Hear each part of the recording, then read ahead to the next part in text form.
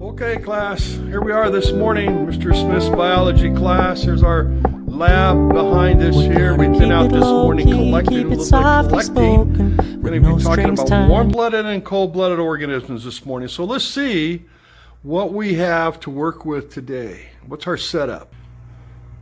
Okay, so over here you see we have our lab mice, our little friendly lab rats right over there. They're going to be, they volunteer all the time for things that we do. Over here and down in this bucket, we have a couple of minnows that we collected this morning out in the wild. They volunteered to come along. In this aquarium, you see it's bubbling like crazy there. That is, I set it up a couple of days ago, and when you let it bubble like this, all of the chlorine evaporates out, so it's been dechlorinated. And we've got a little water in this fish bowl here. We have a fish bowl here with a little water in it. That's where the minnow's going to go, of course. And we have a fish bowl here with no water. Of course, that's where our myces are going to go. We have a dissection tray here that we're not going to dissect. We're just going to use it to put our tray in like this, our fish bowl in like that. A couple of styrofoam plates. You'll see how they're used in a second. Another one here, another dissecting tray that we're going to use. Of course, we've got our fish net, and we have a couple of thermometers over here. Of course, we're talking about warm-blooded and cold-blooded organisms, so we're going to need a couple of thermometers, and probably most important of all, we have my Epic extra large caffeine-free diet soda. On the chalkboard here, we have a chart set up that you would be drawing in your lab book, something like this. We have the temperature, we have the beginning temperature, and we have the ending temperature. And we have the behavior, and we're going to be looking for behavioral change. The beginning behavior and the behavior at the end of the experiment for both the mice and the minnow. Okay, so what are warm-blooded and cold-blooded organisms? Warm-blooded organisms are able to maintain a constant body temperature. That's animals like mammals and birds. Humans are warm-blooded. Mice are warm-blooded. All your mammals, dogs, cats, wolves, lions, are all warm-blooded. Birds, all the birds that you see are warm-blooded. They carry out a high enough metabolic rate to maintain their constant body temperature. That means they're breaking down their food fast enough to maintain their body temperature. They're called endotherms. There's endo, inside. Okay?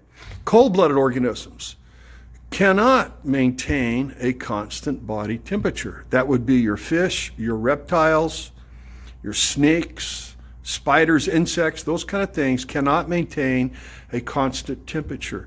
They're dependent upon the environment to keep their body temperature. So, for example, a snake might come out and sun itself in the sun to warm up its body temperature. When it feels like it's getting too hot, it goes and crawls under a rock or a bush so it cools off. Okay, cold-blooded organisms, ectotherms. So we have endotherms and ectotherms. All right, let me explain to you how we set this up.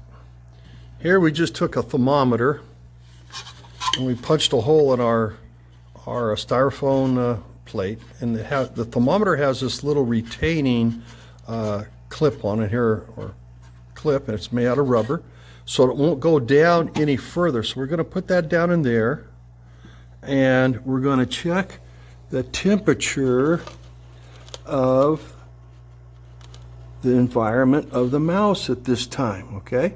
So it's just the air temperature. And we're going to let the mouse just sit there. We just put the mouse in. We're just going to let the mouse become accustomed to his new environment, because he was over there in the cage with his buddies. And so we're just going to let him calm down. But you look at the mouse. How's he acting right now? He's just kind of curious, looking around, sniffing a little bit. And what's that he says up there? What's over here? He's just kind of start to explore a little bit.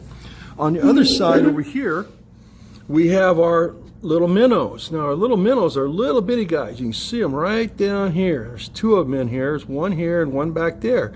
And what are our little minnows doing? Oh, they're just kind of swimming around. They just got introduced to this new environment, and they're just kind of looking around, probably looking for a little something to eat maybe, but they're just being calm and looking around. And we're going to check the temperature of the environment of the water. Now, I want you to understand that the minnows and the mice will not be harmed in this experiment. Okay? We introduced the minnows from the canal where we caught them, from the ditch where we caught them, and we're going to let them become acclimated to this environment a little bit before we do anything else. And in no way will they be harmed. The same thing for little mouse. Our little mouse over here is starting to show his age. He's almost a year old now. That's kind of old for a mouse, but we've taken good care of him. He's been a good buddy for us, all right? So let's pause it there.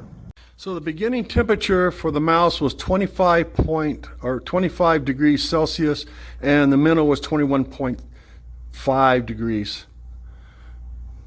So what we've done, we've taken and we've put an ice around the mouse's fish bowl, and we've put ice around the little minnow's fish bowl. And so gradually the temperature will get lower in the water, and gradually the temperature will get lower over here with the mouse.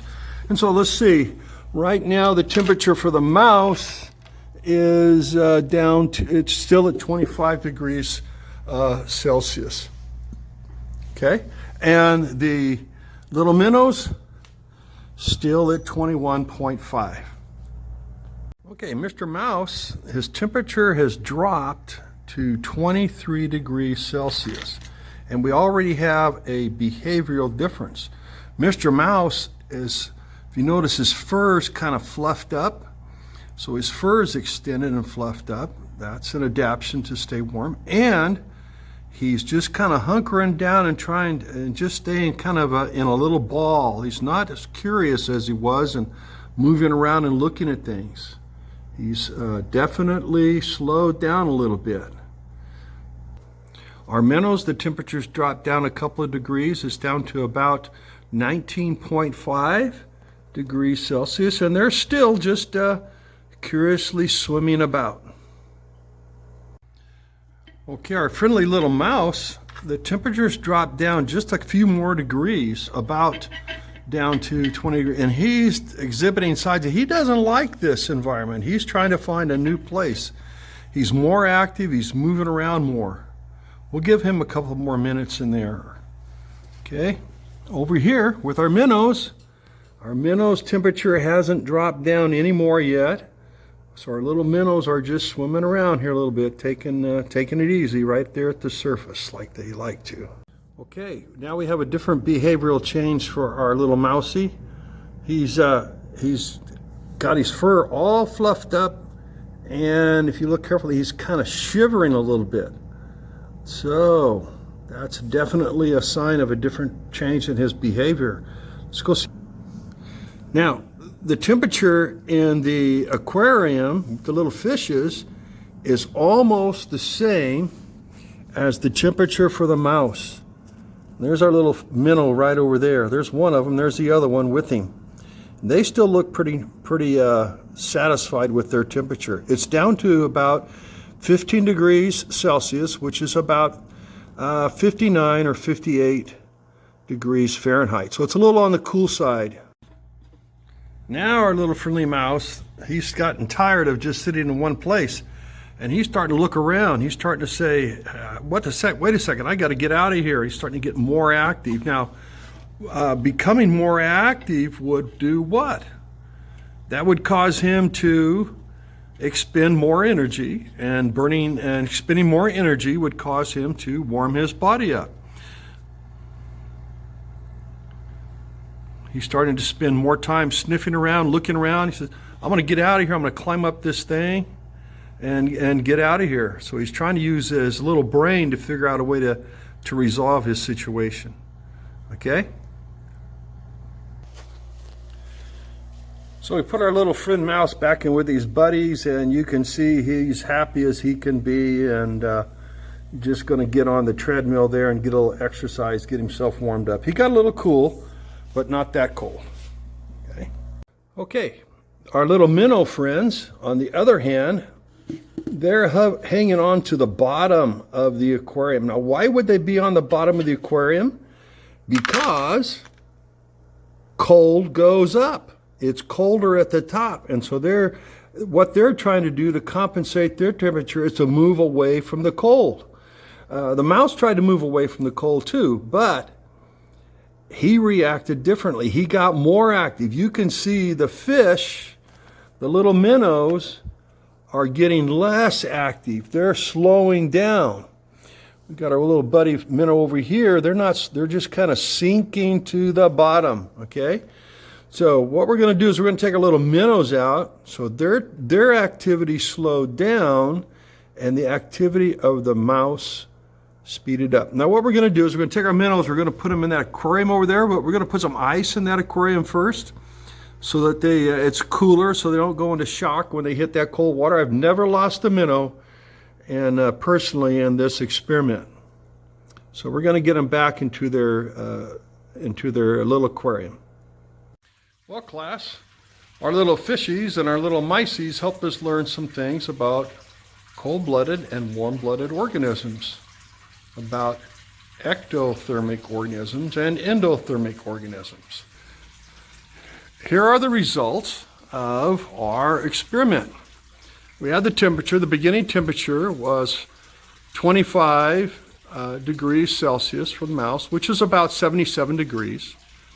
Nice temperature. For the minnow was 21.5. At the end, they were both right close to 10 degrees Celsius, which is about 50 degrees or 49 degrees Fahrenheit. So it's on the cold side. Behavior-wise, our mice at the beginning were just sniffing and curious and looking around. Our minnows were just swimming calmly from the bottom of the tank to the top and around in circles, just curious, maybe like the mouse was also. At the end, our mouse was more active. His fur was fluffed up. He was shivering. He was trying to climb up on the thermometer to get out. He was becoming more active. The minnow at the end of the experiment stopped moving around. They just sat close to the bottom. So to review everything, we had warm-blooded and cold-blooded organisms, endothermic and ectothermic. Warm-blooded organisms can maintain their constant body temperature. Mice, like we had, dogs, cats, mammals, sparrows, hawks, chickens, that's your birds. And cold-blooded organisms would be snakes, fish, minnows, like we had, turtles, insects, spiders, reptiles, amphibians, frogs, and our fish. So we learned a little bit of something about cold-blooded, warm-blooded organisms. We probably might have been able to figure it out without doing the experiment, but we see that warm-blooded organisms are able to maintain their body temperature. One of the ways they do that is by moving around. That makes them create more body heat. If you go outside and you exercise, you get hot, you start sweating. That's a method of your body to cool you off. When you get too cold, you put a coat on. Well, little mice, he couldn't put a coat on, so he fluffed up his fur and he shivered a little bit, because when you shiver, it also makes your body burn more energy, which gives you more warmth. And our little fishes, what did they do? They couldn't control their body temperature. Their body temperature was controlled by the water that they were in, their environment.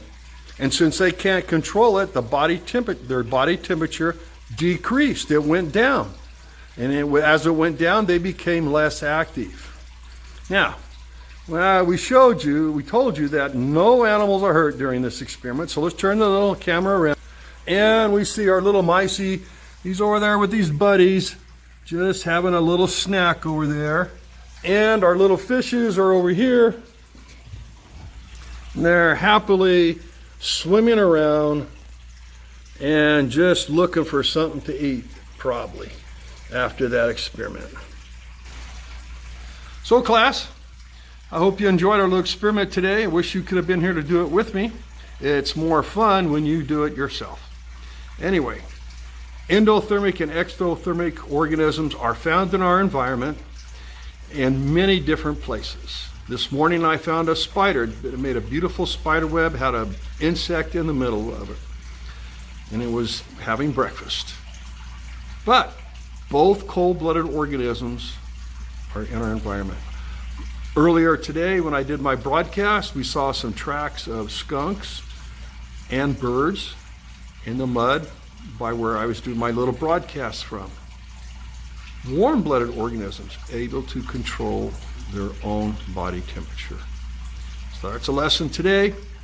Y'all take care.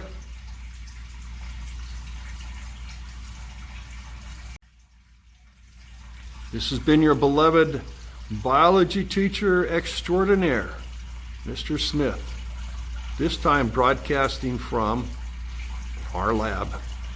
Well, we've done what all good biology students do. When they finish a lab, the last thing we do is we clean up, and we leave our area nice and clean. And we're going to take our little minnows, we're going to put them back in a bucket, we're going to take them back out where we found them. We're going to take our little mices over there, we're going to clean their cage for them this morning and make them happy. And the little minnows, we hope to have a happy life. Hope they can avoid any things like egrets or bigger fish that might eat them. Of course, that takes us to a food chain and food webs and trophic levels like we've been studying in ecology. You all have a great day. Shoot, I didn't get any of that? Dang it.